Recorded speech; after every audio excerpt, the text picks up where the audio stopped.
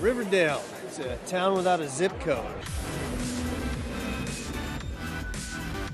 How are you guys going to be putting a modern twist on such a classic, iconic comic book? Well, luckily that wasn't my job. That was what Roberto Aguirre-Sacasa has done so well. And he just, in maintaining the integrity of the original characters, but bringing them with a lot of sophistication into the 21st century. They got 21st century problems. They got 21st century relationship. It's very modern. Now talk to me about your character. How does he compare to other characters you've played in the past? I think on some ways this character is the closest one to me that I've ever played, because he's a guy that loves his kid and wants the best thing for him, and that's really all he's about. That's kind of what I'm about. You're a great kid, Arch. Really, get out there, have a good time. What I'm so excited about with Riverdale is I feel like it's going to introduce a brand new generation to these classic characters. Were you a comic fan? Did you read the Archie comics? Yes, I did. I've always been a huge comic fan. And what happened many times is when you would go to buy like Luke Cage or one of the other ones that you wanted, they would sell them in a 3-pack, and Archie would be in the middle. Right, and I would always get the Archie, and I would read that too. And then after a while, I found myself looking for the Archies. So I love all these characters, known them a long time, and these guys got a great take on them. All right, burning question: Betty or Veronica? You'd have to flip a coin. I mean, you're getting ready to meet both of them, and you'll see what I mean. You would have to flip a coin. But when you were younger, who? Oh, when I was younger, it was a Veronica thing when I was a kid. Yeah, I liked Ronnie Lodge. What can I say? Tell me more. I don't think I've been more excited about a new show. This is going to be awesome. How are you feeling right now? What can we expect from Riverdale? We are feeling really good right now. We just got to see the pilot last week. Yeah. Honestly. I got giddy. Yeah. I was like a 14-year-old all over again. Right. I mean, it was amazing to see something that we had, we'd seen the script back in November, and so to see it finally in front of us was like surreal. It was crazy. It was amazing. It's a whole other world. It's like it's cinematic. It's not the Archie that you see in the comics. Definitely not. I was gonna say, all right, so we're reintroducing Archie to a brand new generation. Talk to me about who you guys are playing and how you're putting a new twist on that classic character.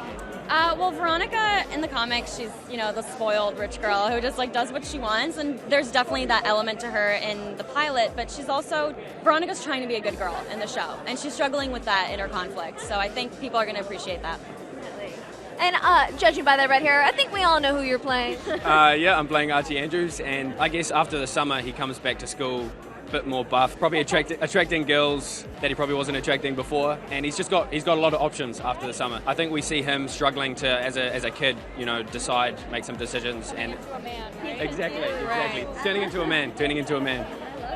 Talk to me, girl. I'm Betty Cooper.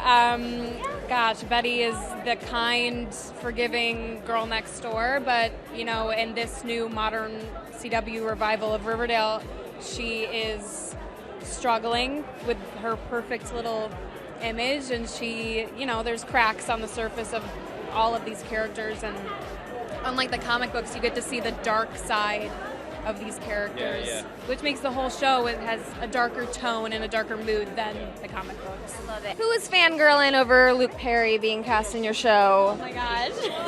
I mean, he's literally the nicest human being you could ever meet in your life, and that's not it's for real. He's the dad on set. He really feels like he just brings us all in and always is giving us the best advice. We're so lucky to have him. Honestly, he's a veteran. So lucky. He went through all of this. He's been through it all, so I mean, we just he's amazing. Best of times. We gotta talk. Yeah, we do. You're stepping into some of the most iconic comic book shoes ever. I know. Playing Jughead. Fan favorite, too. Yeah. Jughead's really the fan favorite. I'm honored. I am.